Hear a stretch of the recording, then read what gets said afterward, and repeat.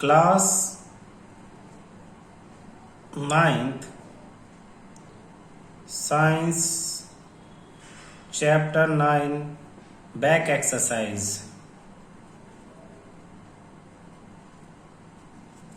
Question 6।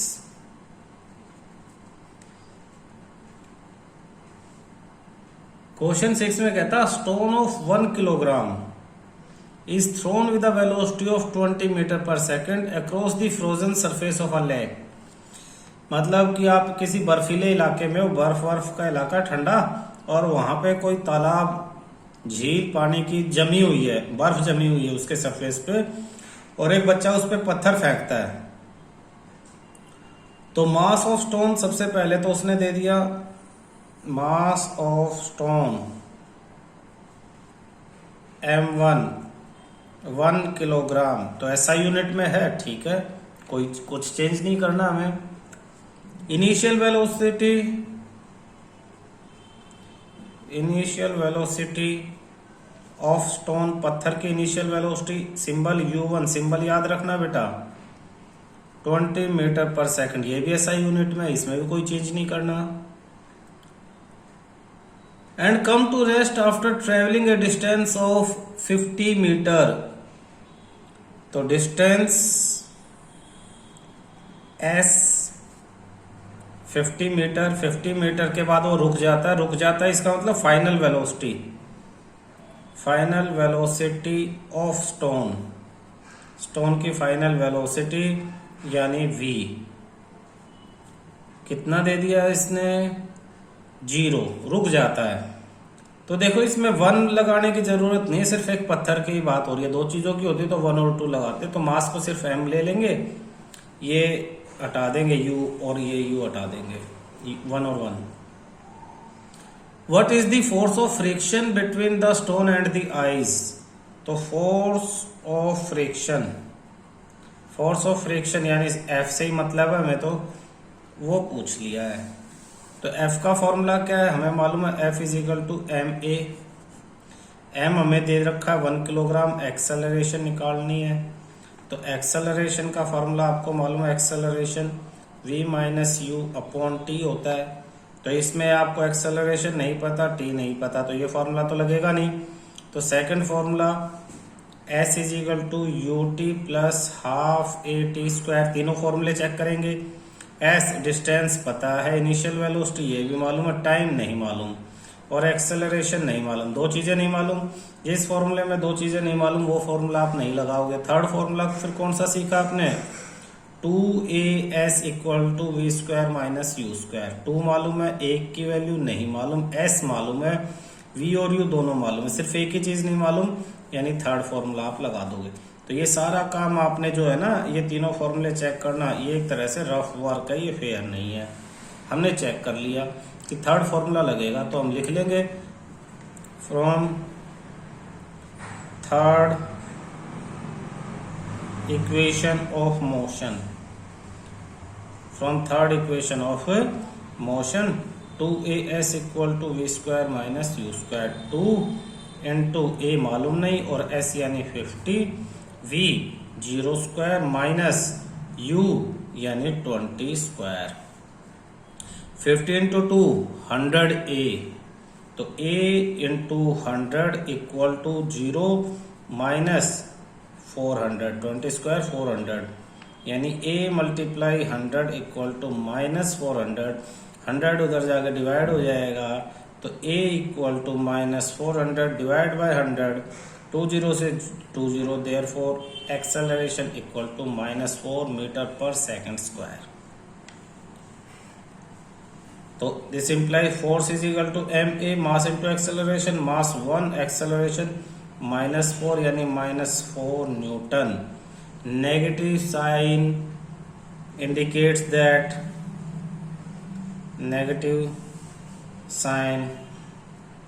indicates that force is acting in opposite direction of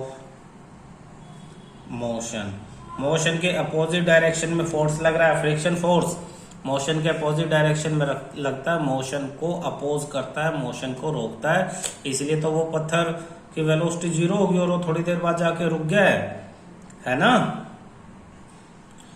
question 7,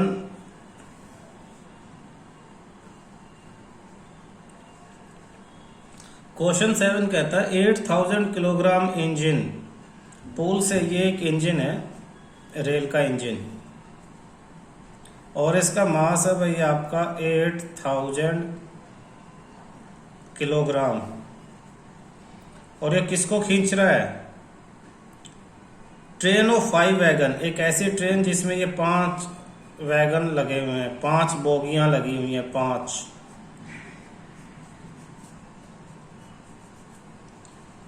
तो ये train का engine इन्हें खींच के ले जा रहा है,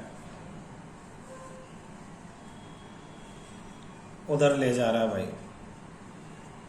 ठीक है। 5 wagon, first, second, third, fourth और fifth,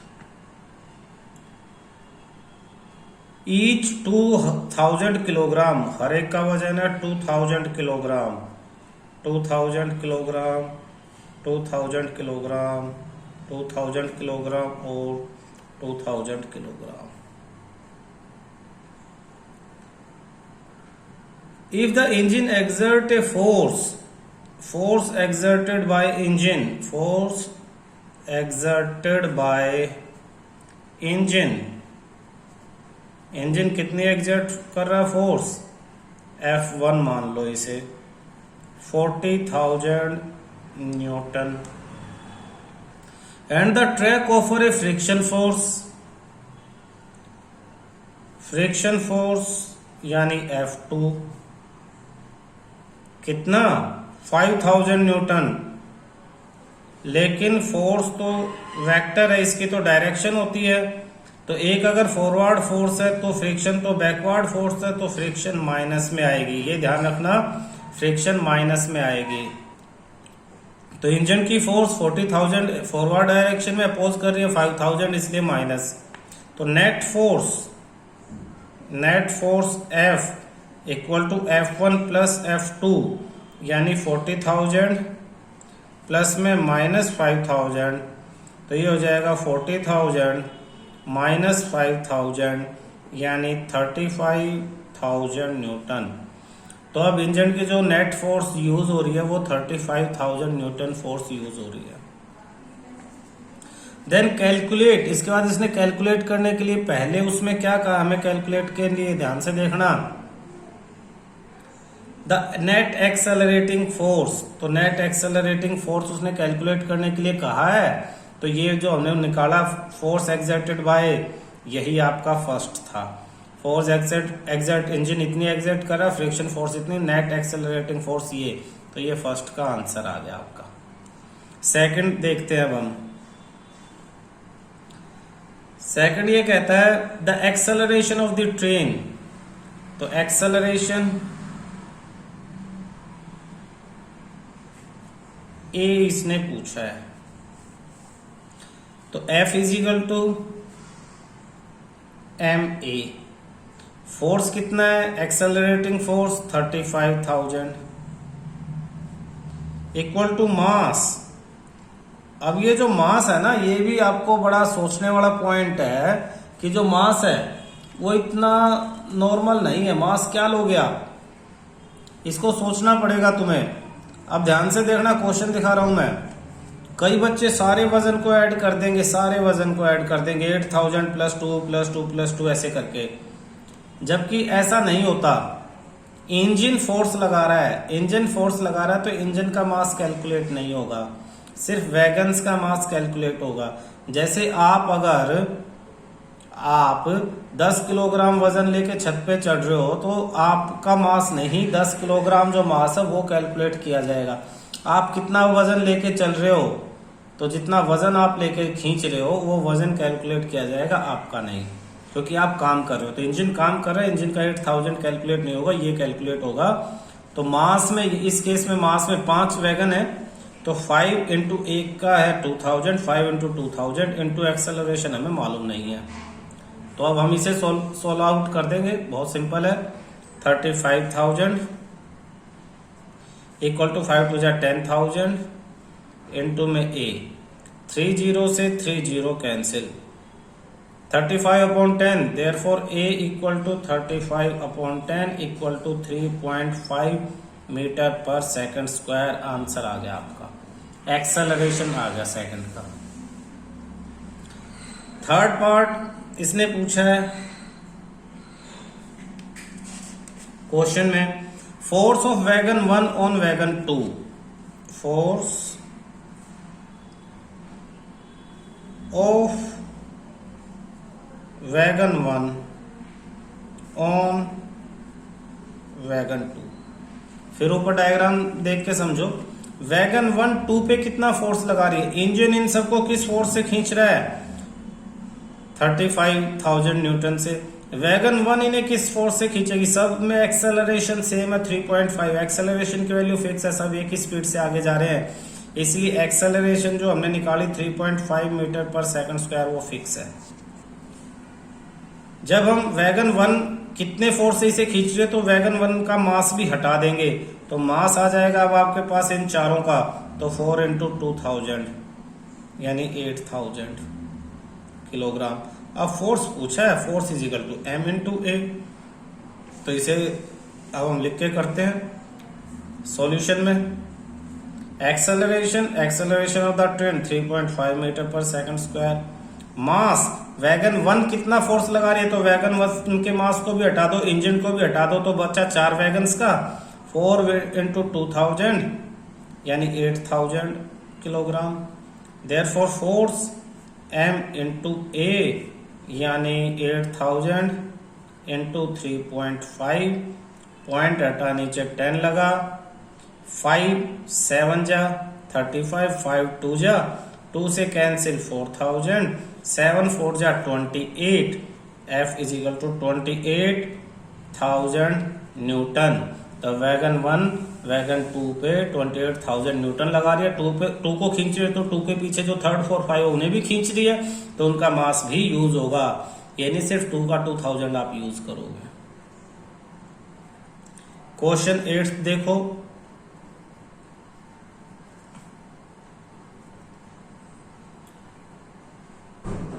An automobile vehicle has a mass of 1500 kilogram.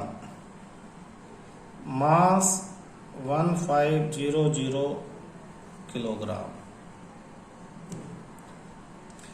What must be the force between the vehicle and road if the vehicle is to be stopped with a negative acceleration O? तो acceleration negative यानी minus 1.7 metre पर second square.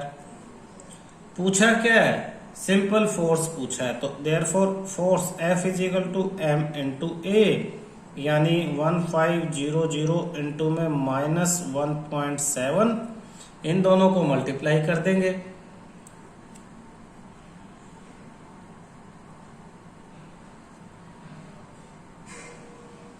यहां point आ गया, minus का sign newton और minus 2500 Newton.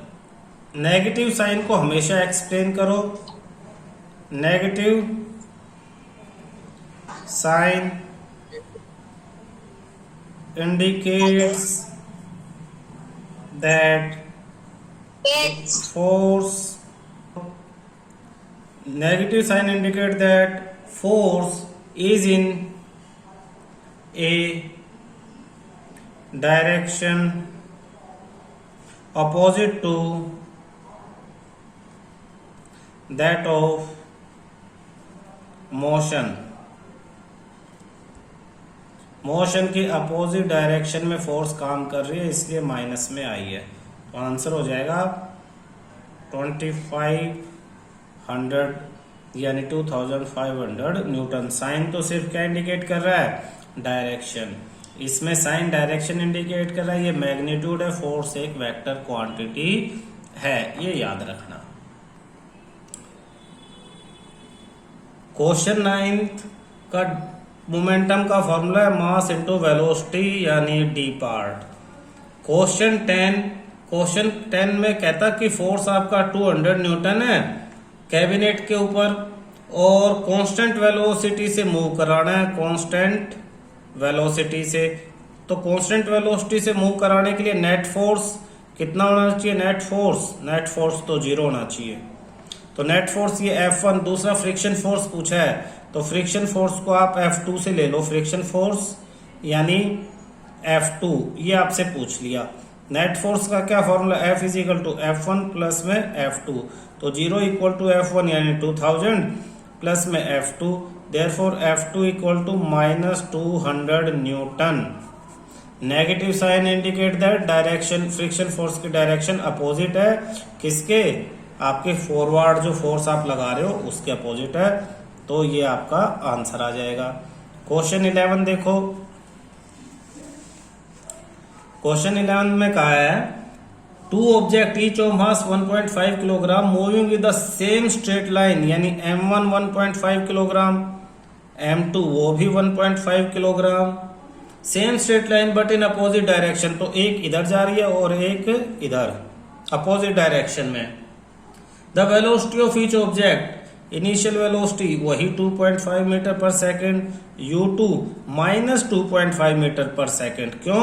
ये मान लो M1 वाली है, ये M2 है, तो ये अपोजिट है तो माइनस में आ गई। Before collision during which they stick together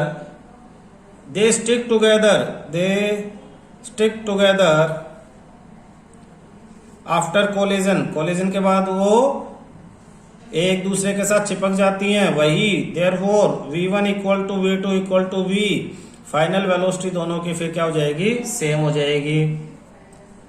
What will be the velocity of combined object after, और यही भी आपसे पूछ लिया है। तो according to law of conservation of momentum M1 U1 plus में M2 U2 equal to M1 V1 plus में M2 V2।